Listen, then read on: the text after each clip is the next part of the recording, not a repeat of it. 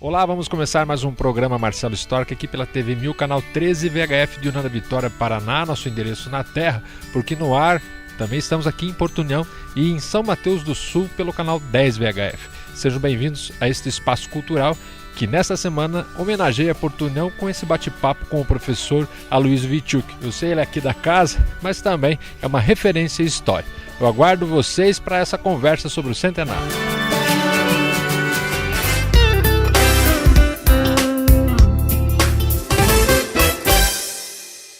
Pois bem, dando início ao programa de hoje, em homenagem ao centenário de Porto União, é uma satisfação de receber o colega de televisão aqui da TV 1000, o professor Aloysio Witschuk, que já de cara ele tinha me falado assim, puxa, mas eu estou tanto na TV, mas hoje está na condição, na qualidade de entrevistado. Pelo que eu quero agradecer a honra aqui em poder te receber no meu espaço. Muito obrigado, Luiz. Marcelo, eu que agradeço. Para mim é uma satisfação ocupar o espaço do teu programa, um programa que todo mundo assiste, um programa onde traz à tona tantas histórias, personalidades, pessoas e valoriza a nossa história. Você tem resgatado para o município de Porto União, União da Vitória região, aquilo que é a essência da razão de nós estarmos aqui. Em especial, Porto União no seu centenário. Tão esperada essa data, eu que vivenciei o cinquentenário. Quando você fala em cinquentenário, lembra-se de Victor Buck Filho, o qual eu tive o privilégio de entrevistar, foi para o ar a semana que passou, mas teremos o Dr. Vitinho com o projeto que foi idealizado por você, A Voz com Voz. E vai ser o primeiro momento com a família, depois vem o Ivo Dolinski, contando um pouco da relação, da história, e no terceiro momento vem a minha pessoa, onde eu apresento a entrevista com o Dr. Vitinho, onde ele trouxe o cinquentenário, mas com o foco no centenário. Enfim, já convido as pessoas, dia 6 de setembro, A Voz com Voz, projeto que partiu de você, que está fazendo realmente um sucesso no sentido que deu certo. E diria o seguinte, Marcelo, devemos continuar A Voz com Voz, com certeza. Não é para o centenário, é para sempre. É para todo sempre, né? É pelo respeito às pessoas que por aqui passaram e viveram. E é sobre isso que nós vamos falar de um modo fechado, sobre as pessoas que aqui viveram e vivem, né? Mas é bem do princípio, porque na verdade nós temos uma situação inusitada, e é para isso que eu te chamei, que Porto União comemora 100 anos, mas propriamente é uma questão documental. Já existia Porto União desde 1890 com a União da Vitória, e antes disso já existia habitantes aqui, né? Que é o que o Eloy Tonon trata, né? Na ocupação do Vale do Iguaçu. O que dizer dessa fase anterior, dessa fase de ocupação? O que se sabe em relação à ocupação humana aqui em Porto União, União da Vitória? Marcelo, antes de tudo, quando se fala em centenário, você vai lembrar realmente do passado. E quando você faz um mergulho na história, você vai no passado, uma palavra não pode ficar de fora, que é expressar gratidão por todos aqueles que nos antecederam. Tá? E é um momento assim, sabe, de dizer obrigado a vocês, porque se hoje nós temos esta cidade maravilhosa, que é Porto União, temos União da Vitória, que para nós é uma cidade só, hábitos, costumes, respeito, enfim, tudo nos deve dizer, somos realmente irmãos. Então nós precisamos dizer obrigado, gente do passado. Essa formação étnica de nossa região, nós não podemos esquecer exatamente dos índios, xoclengues, caigangue, botocudos, por quê? Eles exatamente dão essa formação. Se nós olharmos, né, aquela história que o Brasil foi descoberto, jamais o Brasil foi descoberto. O Brasil foi invadido e conquistado por um pensamento de um capitalismo europeu no sentido de lucro, de tirar realmente vantagem sobre a terra em relação a bens e produtos. Então somos resultado em relação a isso. Você vê, Marcelo, há um encontro de um índio tupinambá com um português, só para mais ou menos esclarecer essa questão do capitalismo selvagem que eu tenho colocado. O índio perguntou exatamente, o índio tupinambá, ao português o porquê que eles levavam exatamente o Ibirapitanga, né? quer dizer, Ibirapitanga, na língua indígena, pau vermelho, então pau-brasil. Por que eles levavam essa grande quantidade? Ele falou que era exatamente para o seu patrão lá na Europa. Disse, mas o seu patrão então não morre? Se morre, mas então por que acumular riquezas, né? Por quê? Ah, mas ele tem filhos e tem netos. Aí o índio Tupinambá disse o seguinte, meu avô, né, se criou essa terra, criou meu pai criou a família, eu estou criando a minha família e nós nunca tiramos nada além daquilo do necessário para a nossa existência. Então aí vem o quê? O choque exatamente de dois tipos de economia, a economia de subsistência e a economia capitalista, do lucro. Então, um monte de folhas de árvores para o índio de um lado e do outro lado, um monte de dólares ou euro, é a mesma coisa, entende? Então, quer dizer, essa população que antes passou por aqui, né, eles queriam o quê? Realmente respeitar a natureza, viver em paz. E é claro, temos também a presença dos bugres, né? Mas, vamos dizer, são pessoas que antecederam. E toda essa maravilhosa miscigenação, nós vamos ter o caboclo, que não podemos esquecer, né? Hábitos, costumes, o nosso vocabulário, enfim, tantas coisas ricas que hoje nós vivemos, até na questão homeopática, né, do chazinho, tudo devemos a esse povo do passado, Marcelo. Bom, aí nós temos uma primeira fase, uma fase indígena, vamos dizer assim, de ocupação, depois vem o desenvolvimento aí com Pedro Siqueira Cortes, se eu não estou enganado, que veio a navegação, e também, dentro dessa questão étnica, vieram os norte-americanos, né, que vieram aqui para a vizinha Três Barras, e acho que aqui começa uma situação de encontros, de interesses, que acabaram culminando com a Guerra do Contestado, é mais ou menos por aí a evolução? Com certeza, Marcelo. Lembrando exatamente da navegação, do tropeirismo, aí Porto da União. Então, importantíssimo, mas muito importante. Que época, mais ou menos, 1990? Exato, século XIX, né? A partir do século XIX, já no século XVIII, houve expedições não oficiais, com a descoberta de ouro em determinado lugar, e daí exatamente vêm as expedições oficiais, e a gente percebe que essa necessidade do gado, de se passar o gado para levar exatamente até São Paulo, Sorocaba, onde se tinha a grande feira, aí entra a questão do ouro nessa época, ou mesmo antes, né? Então está tudo ligado. Mas voltando um pouquinho, Marcelo, em relação ao que você perguntou, quer dizer, navegação, tropeirismo, ferrovia, e aí nós vamos ter o quê? A presença do capital internacional nessa região. Quer dizer, o Brasil, por questão de segurança, por algumas questões de incompatibilidade com a Argentina, precisava exatamente o meio rápido e eficiente do deslocamento de tropas. Uma das razões em relação à estrada de ferro São Paulo-Rio Grande, né, onde daria acesso até a Argentina. Então, através da ferrovia, nós vamos receber uma empresa que vai construir a Brazil Highway Company, do senhor Percival Farquhar, do sindicato Farquhar, dos Estados Unidos. Ele passa a construir esse trecho de São Paulo até o Rio Grande, 1.403 quilômetros, né? Beleza. Então, cuidado dentro daquelas ideologias de progresso, precisamos do desenvolvimento, né? E aí, infelizmente, muitos líderes, muitos gestores utilizam esse pensamento, esta ideologia para, às vezes, sugar, tirar uma das maiores riquezas, que é o trabalho do ser humano e a matéria-prima da região.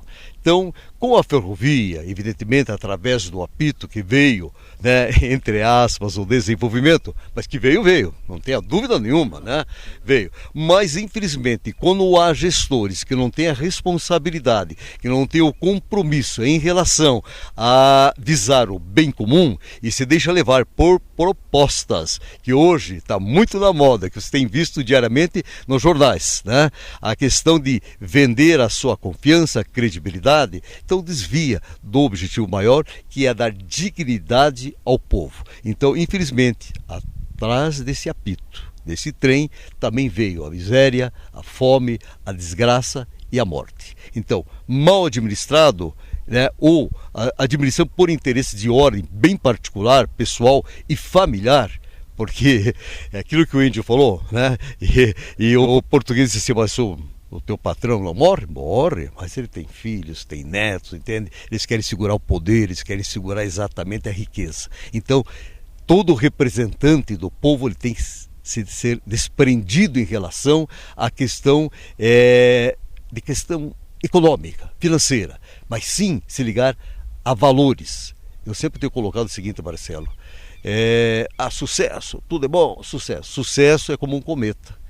Ele vem, dá aquele clarão, chama a atenção de todo mundo e de repente desaparece. Os valores são perenes e para sempre. Então, aí, essa falta de consciência de quem está no comando, né, utilizar o povo, utilizar a matéria-prima, deu no que deu.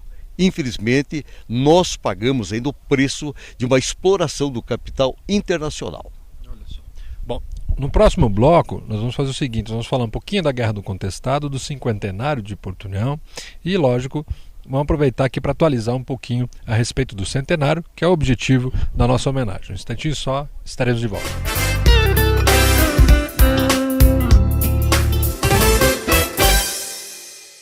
Pois bem, retomamos o bate-papo aqui a respeito da história de Porto União, da qual não se desprende União da Vitória e da qual não se desprende a Guerra do Contestado. Aliás, é o marco inicial disso tudo que a gente vive hoje, desse modo, né, regional, desse modo geográfico, desse modo institucional, é fruto da Guerra do Contestado, mas que tem uma semente esse fruto, né, que é a participação da Lambert, é isso? Com certeza, Marcelo. Se nós olharmos, nós somos resultado do famoso acordo no Rio de Janeiro de 1916, né, onde se encontrou Felipe Schmidt, representando Santa Catarina, Afonso Camargo, representando o Paraná, e o mediador, o Dr. Venceslau Braz. Somos resultado deste acordo. Aí que há a divisão das cidades irmãs. Até o pessoal fala muito de cidades gêmeas, eu não concordo. Elas têm uma diferença de idade, né? Tem, Porto União tem que ficar no útero um bom tempo. Você vê, por exemplo, se nós olharmos aquela famosa fotografia da Embuia de 10 metros de diâmetro, que está um Vituquinho do lado lá, 3 barras, escrito a 3 barras, Estado do Paraná. Na época era. O Dr. John fez uma reportagem esse tempo atrás em relação ao portal, colocou lá, né? Paraná, daí alguém, Dr. John, o senhor errou. Ele disse, não, mas veja bem que eu estava me referindo antes de 1916. Então, realmente é Paraná. Mas nós somos resultado exatamente disso, Marcelo, dessa divisão. Uma divisão de ordem administrativa, política, tomada pelos nossos representantes. Você não vai me perguntar como é que foi esse acerto, que é vergonhoso. É terrível o acerto que fizeram entre os governantes do Paraná e Santa Catarina e também o governo federal. Um acerto no sentido de que depois que acabaram com a região do Contestado, que tiraram a maior riqueza que nós tínhamos aqui, mais de 4 milhões de pés de pinheiro, mais de 2 milhões de pés de embuia, ou vai de 6 milhões a 15 milhões de madeira de lei, tá? Onde essa maior riqueza saiu do Brasil, tá? Através da Lambert, nessa serraria que se instalou em 3 barras e uma em Calmon, onde serrava exatamente 12 mil tábuas diariamente. Imagine, Marcelo, os pequenos engenhos desapareceram. Tá? Porque eles eram senhores absolutos, eles rasgavam as florestas para colocar os trilhos e tirar com o vagão, guincho, as toros ou toras, as melhores toros que existiam, podia ser exatamente naquelas barrocas que conseguiam, porque o vagão guincho tinha um cabo dessa de 300 metros. Então nós vamos ver esse desdobramento dessa madeira. E, infelizmente, em relação a emprego, poucos brasileiros trabalharam, porque as funções principais eram exatamente dadas para os estrangeiros, para o pessoal de confiança. E é interessante, Marcelo, que em 1917 há uma greve geral no Brasil e respinga aqui na Lambert. Por que eu estou falando isso? Para valorizar a pessoa de Didi Augusto. Didi Augusto foi o cidadão que defendeu o trabalhador, o sertanejo, aquele que está envolvido com a Lambert. Ora, por outro lado, a Lambert tinha um excelente advogado chamado Afonso Camargo, o qual foi governador do Paraná e assinou o Acordo de Limites. Tá? Então nós vamos ver que tudo isso, Marcelo, que antecedeu esse momento do Acordo de Limites, a divisão dessas cidades irmãs, claro que ocorreu exatamente a Guerra do Contestado. Como disse a vocês, interesses de políticos, das oligarquias, óligos, algumas pessoas que estão no poder, em relação a essas terras maravilhosas e essa matéria-prima associada ao capital internacional. Eu tenho colocado sempre, Marcelo, né?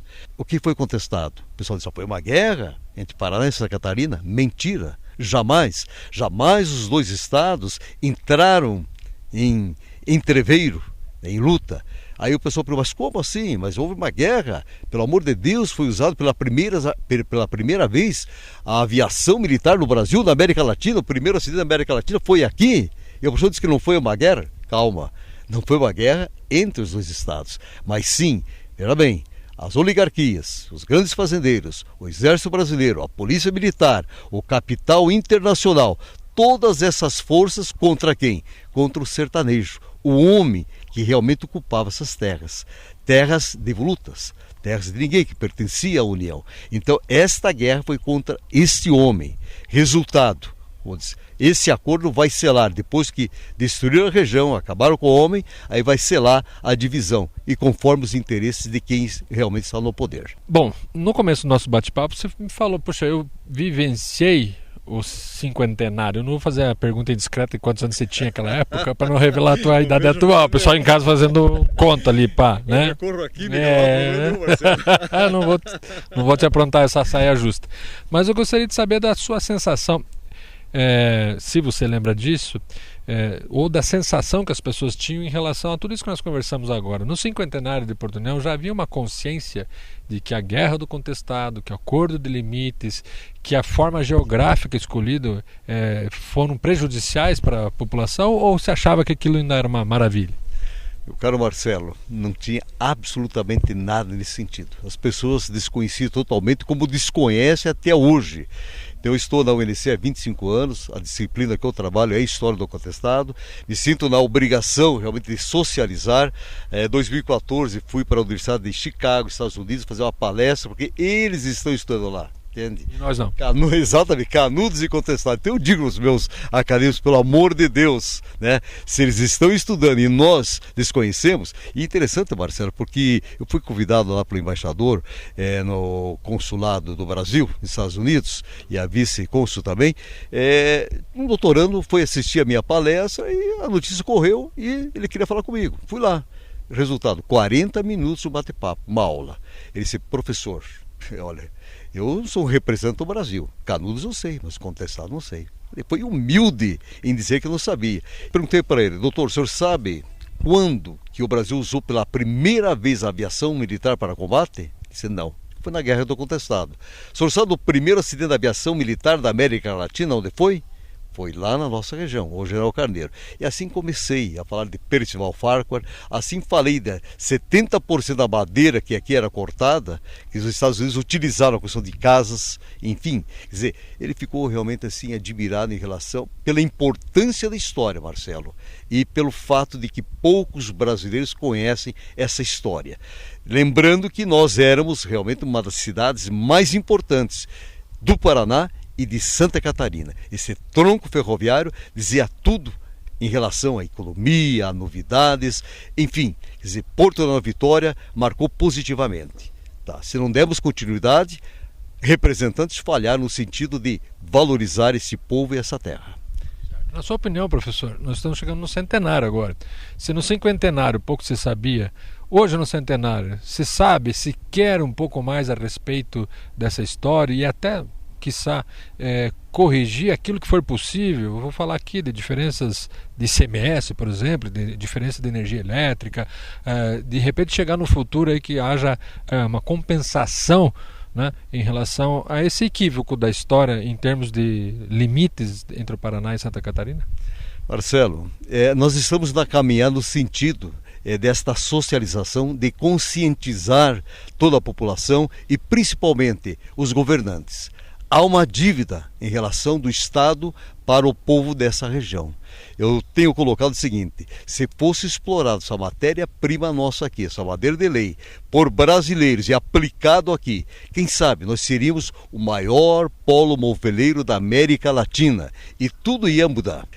Marcelo, para o centenário a gente percebe que há uma consciência já em relação, né, a história das nossas cidades, né, a importância que teve no passado e o que hoje ela realmente sofre, as consequências de decisões políticas do passado. Mas como eu sou professor da universidade, acompanho também educação aqui e projetos que nós temos, eu também estou à frente de projetos, eu sei que hoje as crianças já têm uma noção em relação à história do contestado, à história das nossas cidades. Eu penso que esta consciência que está sendo tomada vai mudar os rumos da valorização da nossa terra e do nosso povo. Precisamos resgatar essa história para que possamos projetar um futuro com dignidade aos nossos descendentes. Bom, quase chegando no final, você falou aí sobre acidente aéreo, e no primeiro bloco acidente aéreo, e o Capitão Kirk, e o acidente aéreo, e o avião do Kirk. Eu quero saber, o Aloysio é um dos integrantes, um dos kirkianos aqui, responsável aí pela aquela maravilha que é, quando as coisas são bem feitas, tem que encher a boca para falar, né? Que é o avião, a réplica, né, do avião do Capitão Kirk, mas que sofreu com uma intempérie, com um pouquinho do tempo, vai ser refeito, não vai? Como é que é isso? Perfeito, o Kirk sempre vai dar uma volta, né? Ele vai retornar, então dá uma expectativa, mas graças a Deus, através da prefeitura, hoje estão realmente dando um suporte para nós, está em fase de licitação material e os kirkianos vão se reunir, que era uma terapia para nós, e vamos recolocar exatamente ali no lugar onde foi projetado.